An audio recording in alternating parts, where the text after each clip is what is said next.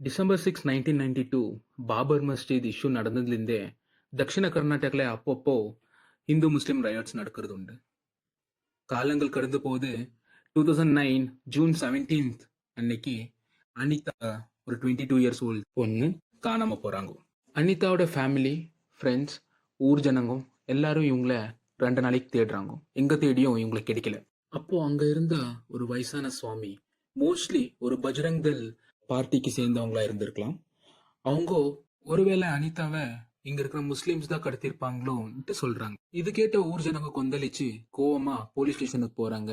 அனிதாவை கூடி சீக்கிரமா கண்டுபிடிச்சு கொடுங்க, இல்லனா போலீஸ் ஸ்டேஷனையே கொளுத்திடுவோம்ட்டு மிரட்டுறாங்க. இந்த இன்சிடென்ட்னாலேயே இதோட சீரியஸ்னஸ் புரிஞ்சுக்கிற போலீஸ் இந்த கேஸ சிஓடி, அதாவது காப்ஸ் ஆஃப் டிடெக்டிவ்ஸ் என்கிற எலிட் இன்வெஸ்டிகேஷன் டீமுக்கு ஹேண்டில் பண்ண கொடுக்கறாங்க. சிஓடியில எஸ்ஐயா இருந்தா நஞ்சுண்டா கவுடா, அப்புறமா புட்டூர் ஏஎஸ்பி சந்திரகுப்தா, இவங்க 2 பேர் தலைமையில இருக்கிற ஒரு எலிட் இன்வெஸ்டிகேஷன் டீமா தான் சிஓடி இருந்துச்சு.